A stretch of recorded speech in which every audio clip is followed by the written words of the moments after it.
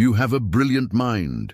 You understand human psychology with a precision the average person could never reach. You see through societal illusions, decode patterns most never notice, and your internal world is a vast, intricate cathedral of ideas. And yet, when you look around at your actual life, something is wrong, deeply wrong. Your external reality refuses to reflect the kingdom inside your head. Your bank account does not match your intellect. Your status does not match your insight. Your relationships do not mirror the depth of your inner world. You are overflowing with potential, drowning in ideas, and you execute almost nothing. You feel it right now, don't you? That quiet, gnawing dissonance. The sense that you were built for more, that you were supposed to be more by now. And yet, here you are, watching another video, consuming another revelation, postponing the actual life waiting for you. On the other side of commitment, you tell yourself you're still figuring it out. You tell yourself the moment isn't right. You tell yourself your time will come once you've thought it through more, read more, understood more. But the truth is harsher than that. The truth is, Carl Jung had a name for this exact psychological paralysis. He called it the Puer Aeternus, the eternal boy. And he warned that it is one of the most dangerous traps a man can fall into, precisely because it disguises itself as freedom, intelligence, and limitless possibility. Today, you will decode Jung's most dangerous trap. You will see the architecture of the cage you've been calling a kingdom, and you will be given the Machiavellian protocol required to finally collapse fantasy into reality and seize your sovereignty.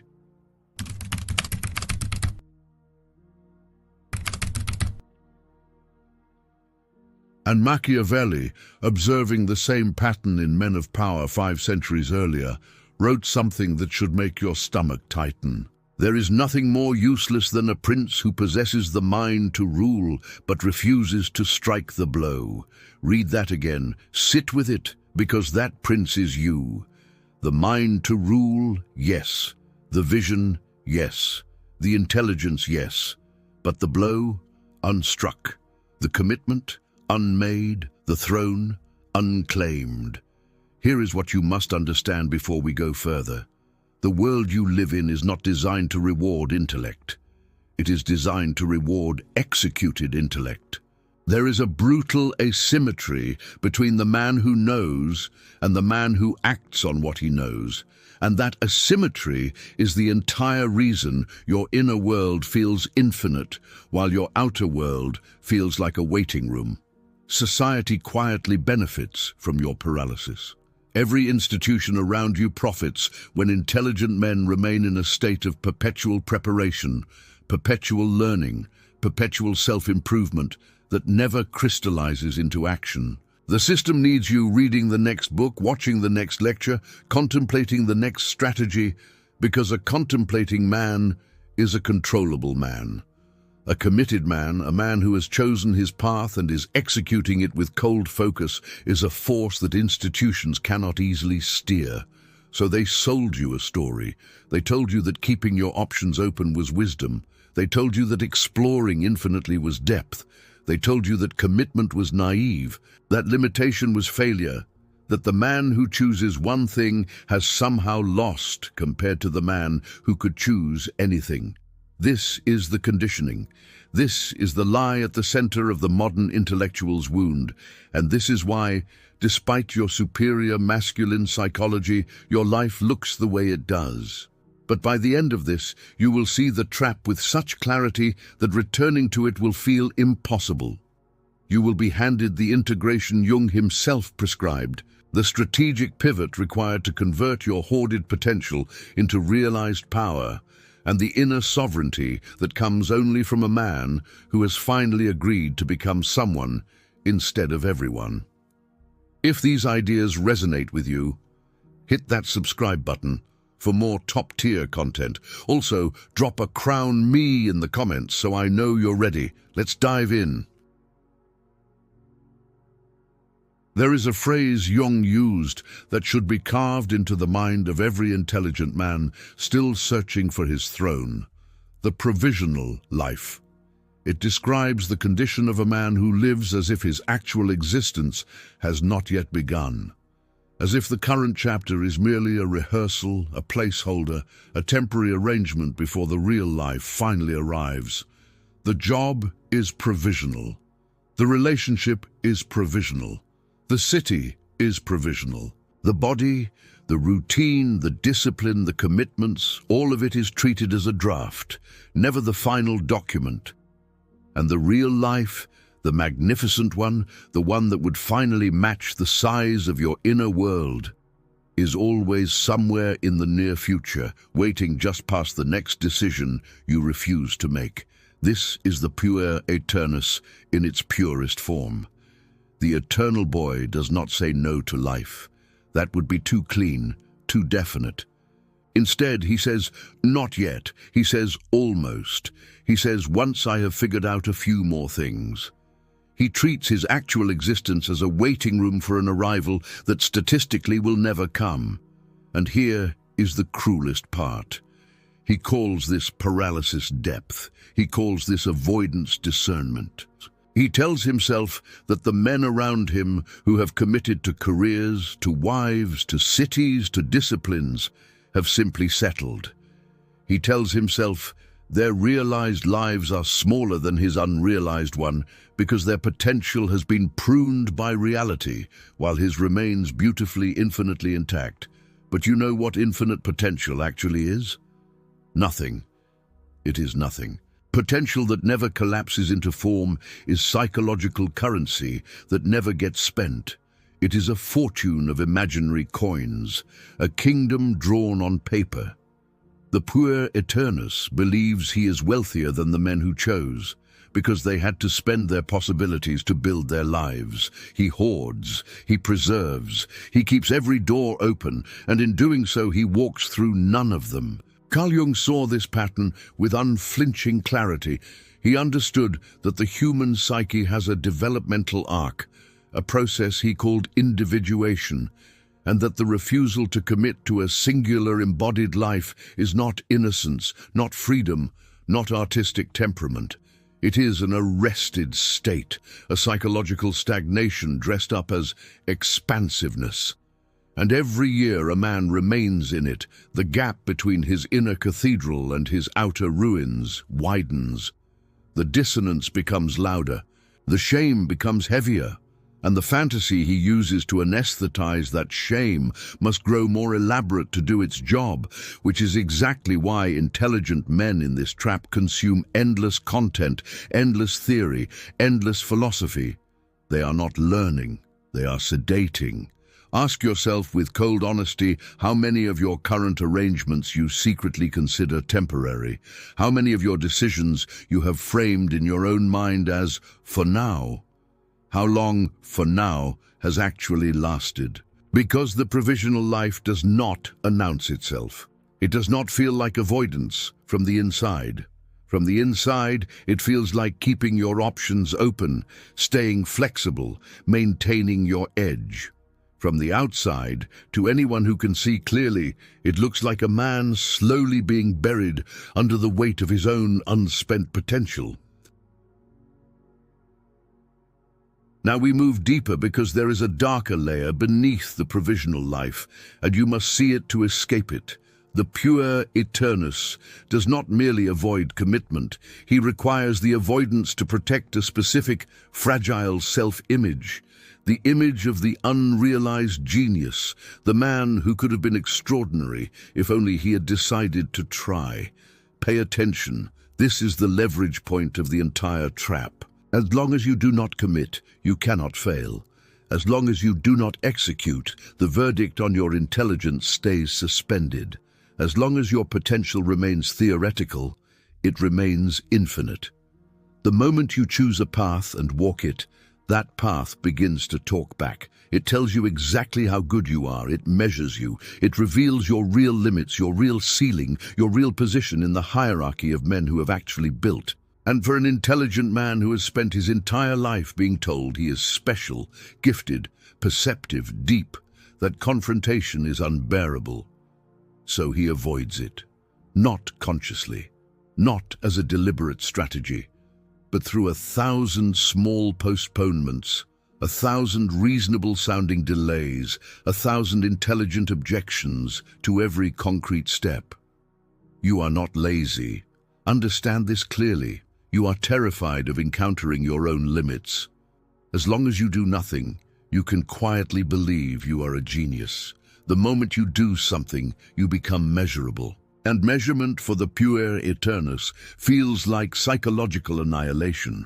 This is the part society will never explain to you because society has no language for it. Your therapist may not name it, your friends will not see it. Your family will mistake your stagnation for thoughtfulness, but Jung saw it. He understood that the refusal to individuate, the refusal to become a specific man with specific commitments and specific results, is not a lifestyle choice. It is a defense mechanism, a psychological fortress built to protect an inflated self-image from the brutal feedback of reality. And consider the cost. Consider what this trap has actually taken from you. Years, relationships you did not deepen because deepening would have required choosing. Careers you did not pursue because pursuit would have required ranking yourself against real competitors. Bodies you did not build, skills you did not master, ventures you did not launch, words you did not write, because every act of creation is also an act of revelation, and the Puer Aeternus refuses to be revealed.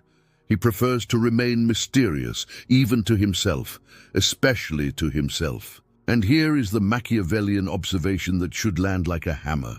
In the real world, in the actual arena of power dynamics and status and human hierarchy, no one is keeping score of your unrealized potential. No one. Your intellect, your insight, your masculine psychology, your understanding of dark psychology and self-mastery, none of it generates a single unit of respect, leverage, or sovereignty until it is converted into observable form. The men who shape the world are not the men with the largest inner cathedrals. They are the men who agreed to build something small and real instead of dreaming something vast and imaginary. To a strategist, potential is worthless. To commit to one path is to murder all other possibilities. The boy fears this death. The king requires it. There is an archetype Jung paired with the Puer Aeternus, and you must meet him now. His name is the Senex, the old king, the mature sovereign, the grounded, weathered, executing force inside the psyche of every man who has fully individuated. The Senex is everything the eternal boy is not. He is committed, he is limited, he is mortal, he is rooted in a specific place, married to specific choices, accountable to specific people, building specific things in a specific direction. He has traded the infinite for the actual, and in doing so, he has accessed a kind of power the eternal boy will never touch.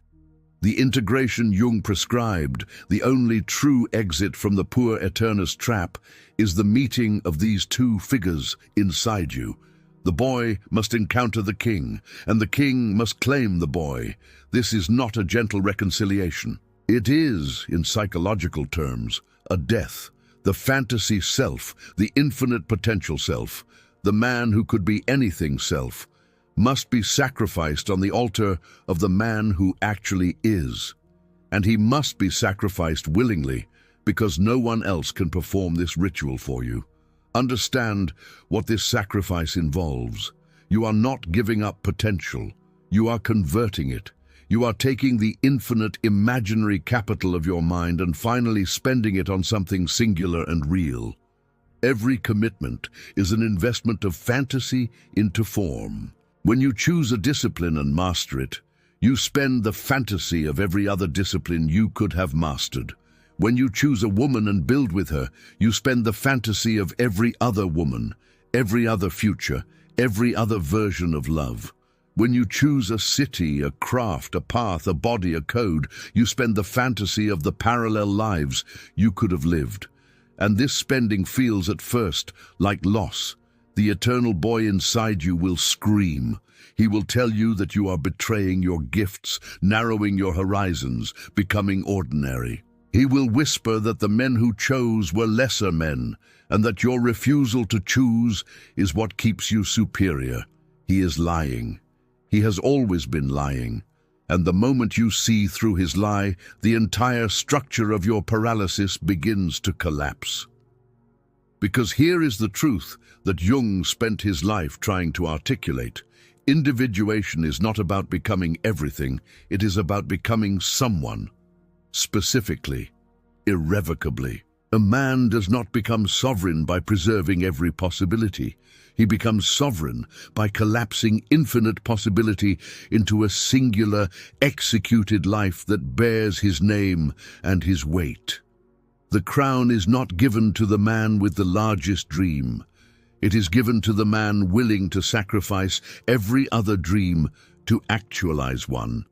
And this is where Machiavellian strategy fuses with Jungian psychology in a way most men never see. Machiavelli understood that power in the material world operates on the same law as individuation in the psychological world. The prince who tries to be loved by everyone is feared by no one. The prince who tries to hold every territory loses them all. The prince who refuses to strike because striking reveals his hand ends his reign before it begins. Power demands commitment.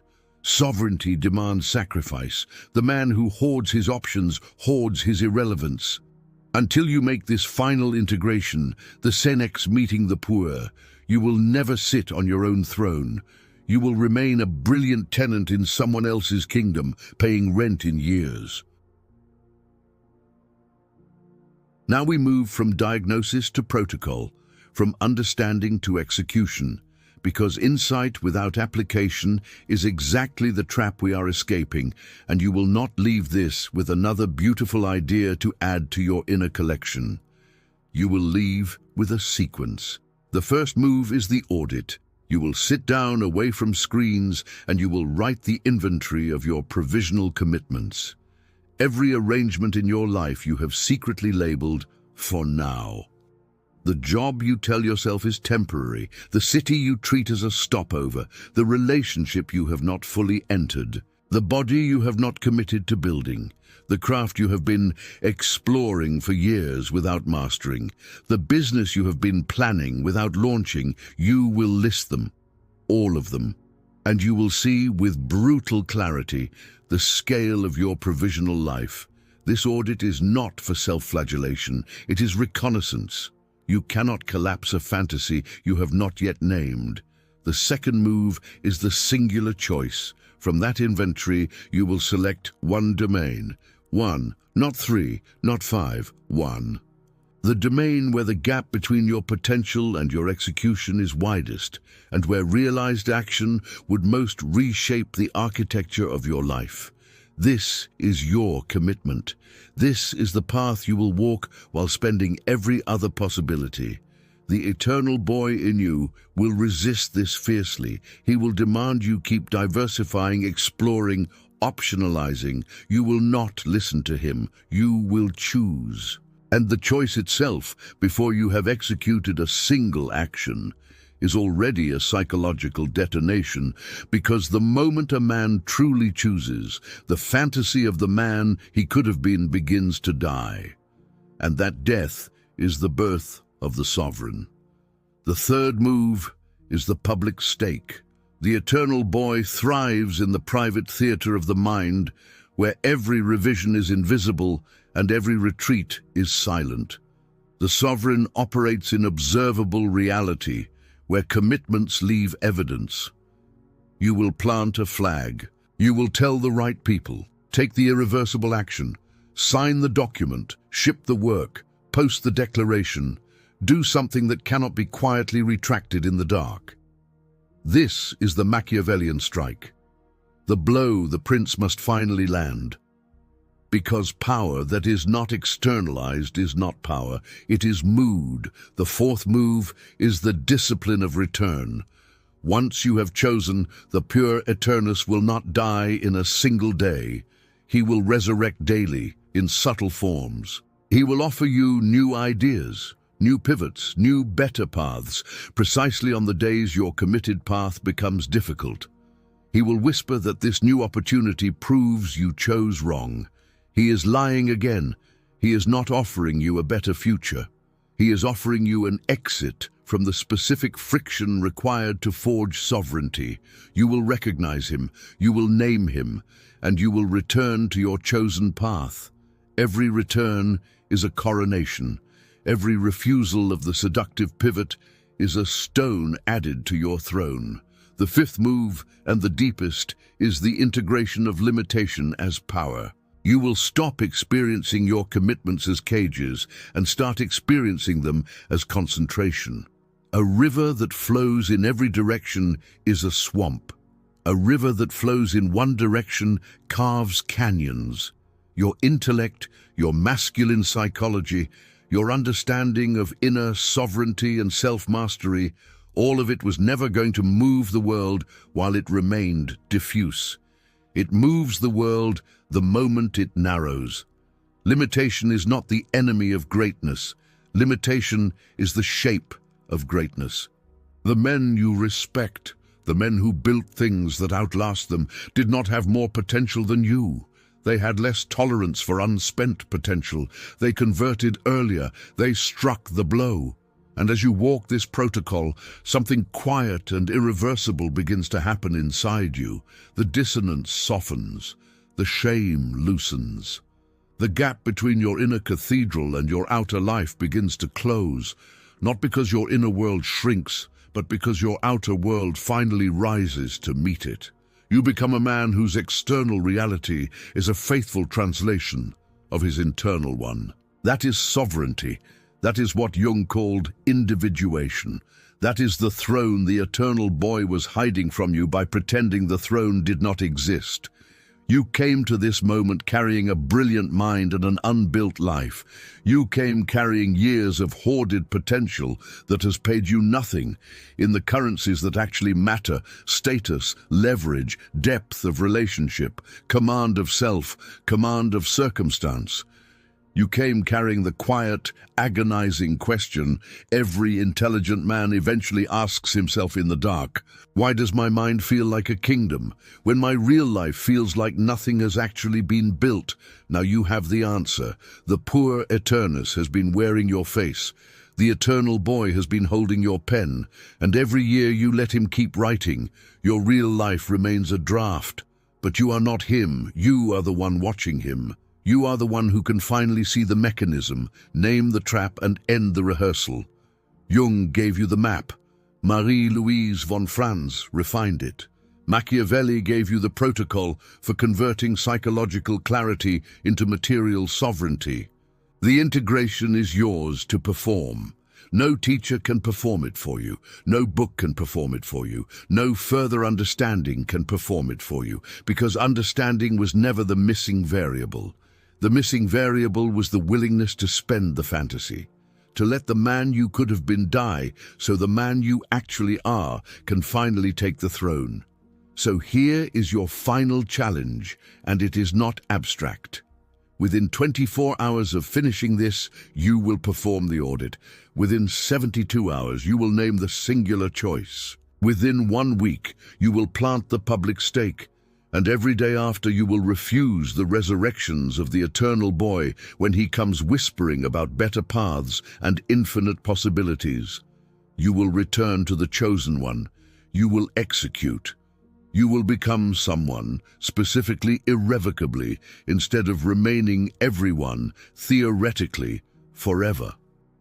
In the comments, type the word sovereign, not as a hashtag, as a vow, as the first public stake that you are choosing the king over the boy, the executed life over the hoarded one, the singular crown over the infinite possibilities you will now begin to spend. And understand this: what was decoded today is one fragment of a much larger architecture. the psychology of Puer Aeternus, the integration of the Senex, the Machiavellian conversion of intellect into inner sovereignty. This is only the first chamber of a deeper system. If you are ready to stop hoarding potential and start architecting an executed life, if you are ready to walk the rest of the individuation path with the few men awake enough to walk it, subscribe. This is the only place where Jung's shadow work and Machiavellian strategy fuse into a single protocol for masculine self-mastery and grounded power. The men who stay will be the men who build. The rest will keep rehearsing. And whatever you do, don't stop now. The on-screen video matters more than you think. The next layer of this work waits there, and the man who refuses to continue will return to the trap before the week is over. Trust me, you don't want to miss it. I'll see you there. See what others miss. Know what others fear. Become who others can't.